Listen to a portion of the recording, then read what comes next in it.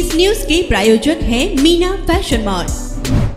आमदार बच्चू कडू यांनी खासदार नवनीत राणा यांच्याबद्दल म्हटले की ज्यांनी भाजपचे कार्यालय फोडले त्यांना तिकीट मिळालं, एवढी लाचारी ज्यांनी शिवीगाळ केली त्यांना तिकीट मिळालं आणि कोण निवडून येईल यापेक्षा कोणाला पाडायचं हे एकदा निश्चित झालं पाहिजे। त्यासाठी आम्ही कामाला लागलेलो असून अब की बार 400 पार ही घोषणा आहे।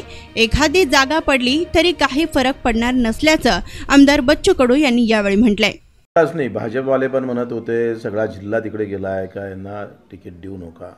मला याचं कौतुक वाटते आणि थोडं दुःखही वाटतं का ज्या राणानं भाजपचं कार्यालय तोडफोड करून भाजपच्या कार्यकर्त्यांना कानपडीत मारलं, पालकमंत्रीने तो बालकमंत्री आहे असं हिणवलं। आता कार्यालय फोडणाऱ्याला चे झेंडे घ्यायला लागतं ना कार्यकर्त्यांना हाती, एवढी लाचारी तुम्ही सांगा। म्हणजे भाजप असा पक्ष आहे दिसतं मला का ज्यानं कार्यालय फोडावं, कार्यकर्त्याला मारावं, चांगलं ठोकून धरावं, त्यांच्यावर गुन्हे दाखल करावे, त्याला उमेदवारी द्यावं, त्याचे झेंडे हाती कार्यकर्त्याला घ्यायला लावायचं। मला वाटतं एवढी लाचारी कोणावर येऊ नये। कार्यकर्त्यांच्या मनाची किंमत, त्यांच्या स्वाभिमान कुठलाही ठेवल्या गेला नाही। वरिष्ठ नेत्यांनी तो पार धूळ करून पुरा सत्यानाश करून टाकलेला आहे। आमचं तर पांटप्रिय आमची स्वतःची, आम्ही कुठेही जाणार, कुठेही लावणार। पण ज्यांनी भाजप मोठी केली, प्रभू रामचंद्राच्या मंदिरासाठी ज्यांच्यावर गुन्हे दाखल झाले, असे किती एससी मधले लोक आहे, कार्यकर्ते आहे, त्यांना काय भेटले तुम्ही? सामान्य कार्यकर्त्यासाठी पक्ष म्हणून कधी उभा राहणार का? उलट त्याच्यावर लाचारी अशा प्रकारची वेळ यावी हे अतिशय चुकीचं आहे। आणि मला वाटते हे आमच्यासाठीच नाही तर भाजप कार्यकर्त्यासाठी मोठा घात आहे। त्यांच्यासाठी त्यांचा स्वाभिमान सगळा दुखावलेला गेलेला आहे। अजूनही भाजपच्या कार्यकर्त्याचे फोन येतोय, बच्चू चांगला निर्णय घ्या, आम्ही सोबत राहू। भाऊ, तुम्ही महायुतीतून बाहेर पडल्यावर आणि उमेदवार देण्यावर ठाम आहात? हां, आम्ही काय करतोय तुम्हाला माहीत आहे। उमेदवार वेळ आली तर उमेदवार देऊ, चांगला उमेदवार भेटला तर, नाही तर मग चांगल्या उमेदवाराला पाठिंबा देऊ। दोन गोष्टी आहे इथं। संविधानही वाचवायचं आहे कारण कोर्टात केस चालू असताना उमेदवारी जाहीर होणं, आणि दुसऱ्या इकडे छत्रपतीचा स्वाभिमान आम्हाला जिवंत ठेवायचा आहे। अमरावतीकर याचं निश्चितच भान ठेवणार आणि आम्ही सगळ्या लोकांना सांगतो आहे का आता अडसूळ साहेब उमेदवारी भरणार होते, त्यांना आम्ही सगळ्यांना सांगतो आहे का आता कोण निवडून येणार याच्यापेक्षा कोणाला पाळायचं हे एकदा निश्चित झालं पाहिजे। त्यासाठी आम्ही कामाला लागलो आहे। चांगला उमेदवार भेटला, निवडून येत असेल तर उभं करू, नाही भेटला तर सक्षम उमेदवाराला पाठिंबा देऊ।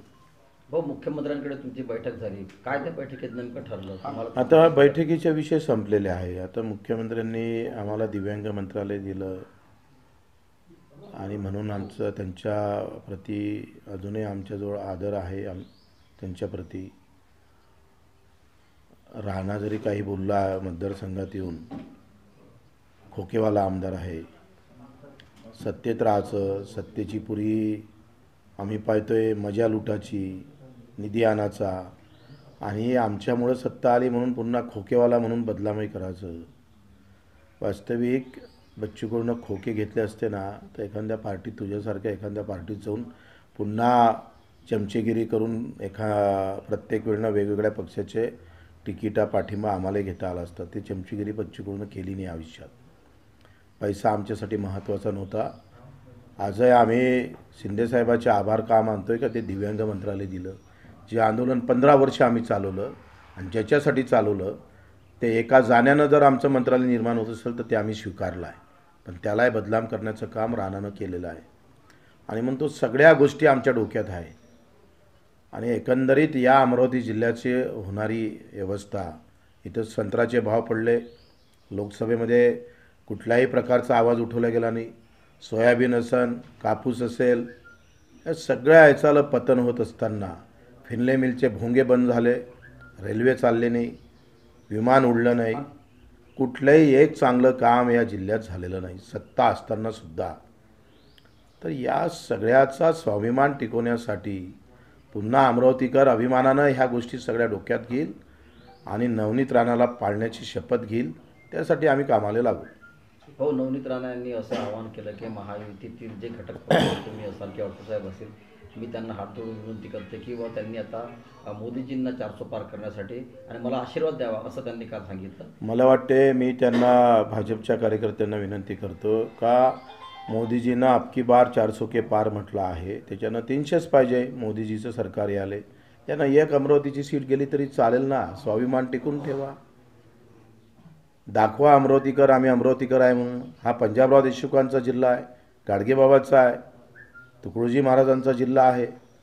हा अभिमान बाळगून अमरावतीकर समोर आले पाहिजे. जिथं लोकशाहीचं पतन रोज केलं जातं ज्या उमेदवाराकडून, त्या उमेदवाराला आता घालवलं पाहिजे. ही खऱ्या अर्थानं अमरावतीकरांनी स्वीकारावं. भाजपच्या चाहत्यांनी पण आता 400च्या वर जर सीटा जात असेल तर एक सीट जाऊ द्या ना. कार्यकर्त्यांनी सुद्धा मला वाटतं या भूमिका घेतल्या पाहिजे.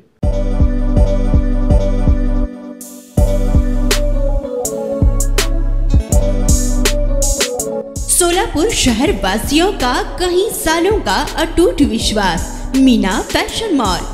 ईद हो या दिवाली, ग्राहक की पहली पसंद मीना फैशन मॉल। दिवाली हो या रमजान या कोई भी हो त्योहार, मनाओ मीना फैशन मॉल के साथ। अपनी शादी को बनाओ और भी शानदार मीना फैशन मॉल के साथ। मिलेंगे हर रंग, हर क्वालिटी, ढेर सारे वैरायटीज। मीना फैशन में बच्चों से लेकर बड़ों तक के शानदार से शानदार ड्रेस लाचा आपको बिल्कुल ही कम दामों में मिलेगा। हमारा पता कोंगताम चौक, सोलापुर।